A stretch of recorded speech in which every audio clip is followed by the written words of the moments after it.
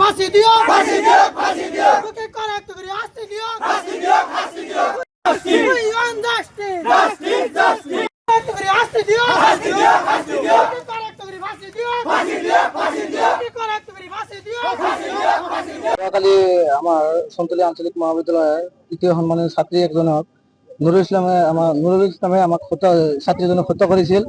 তো তাক বিশেষ শাস্তি দিব লাগে আৰু তাক ফাঁসি দিব লাগে আৰু ভৱিষ্যতত এনেকুৱা কাম জানি আৰু আমাৰ সমাজত নহয়, তাক বিশেষ শাস্তি দিব লাগে। আঞ্চলিক মহাবিদ্যালয়ৰ সমূহ ছাত্ৰ ছাত্ৰী আমি ৰাস্তাত ওলাই আহিব লগা হৈছে, কাৰণ যোৱাকালি আমাৰ সন্তলি আঞ্চলিক মহাবিদ্যালয়ৰ তৃতীয় সম্মানিকৰ এজনী ছাত্ৰী খাইৰুন্নেছা তাইক আবেলি 2 মান বজাত আনুমানিক 2 মান বজাত তেওঁক নিঃসংগভাৱে হত্যা কৰা হৈছে। এজন ল'ৰা আমি শুনা পাইছোঁ এজন ল'ৰা হত্যা কৰিছে। সেই হত্যাকাৰীৰ বিৰুদ্ধে আমি আজি সন্তলি আঞ্চলিক মহাবিদ্যালয়ৰ সমূহ ছাত্ৰ ছাত্ৰী ওলাই আহিছোঁ। হত্যাকাৰীৰ বিৰুদ্ধে আমি খাইৰুন্নেছাৰ ন্যায় বিচাৰি আজি ওলাই আহিছোঁ যে দোষী কৰায়ত্ব কৰি অতি সোনকালে কৰায়ত্ব কৰি উচিত শাস্তি দিব লাগে। অসম আৰক্ষীক আমি বিনম্ৰতাৰে অনুৰোধ জনাইছোঁ যে এই দোষীক অতি সোনকালে কৰায়ত্ব কৰি তেওঁক আইনৰ সৰ্বোচ্চ শাস্তি দিব লাগে আৰু ফাঁসি দিব লাগে। আমি এই কাৰণে আজি ইয়াত ৰাস্তাত ওলাই আহিব লগা হৈছে। আমি ছাত্ৰসকলে ওলাই আহিছোঁ যে প্ৰতিবাদ কৰিবৰ কাৰণে। তারপরে আমি একটা এজাহারও লিখেছি জসিম থানার জামানি, এখানে একটা এফআইআর দিয়ে আহি তার উপরে যে লম্পটজনে তাক হত্যা করেছে তাক অসম সরকার এটাই অনুরোধ জানাও যে তার যিবিলাক ডকুমেন্ট আছে এইবিলাক সিজ কৰিব লাগে, সি যাতে দূৰত কাৰোবাক পলায়ন কৰিব নোৱাৰে।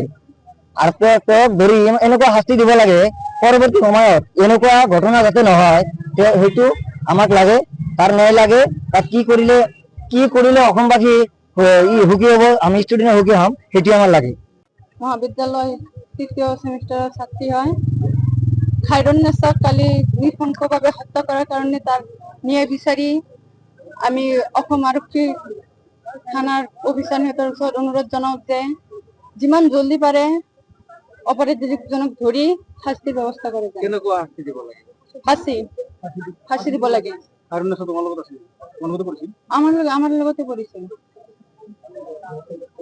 দ্বিতীয়বাৰ কোনো এনেকুৱা কাম কৰাৰ আগতে 100বাৰ ভাবিলা।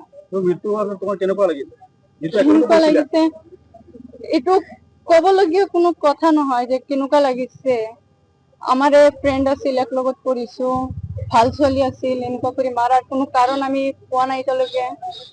আপোনালোকৰ ওচৰতে অনুৰোধ জনালো যে আপোনালোকেও আমাক সহায় কৰি যিমান জলদি পাৰে যিমান সোনকালে পাৰে ন্যায় আমাক যিকোনো খবৰৰ বাবে যোগাযোগ কৰক 7099017330 লগতে 7099017110 নম্বৰত।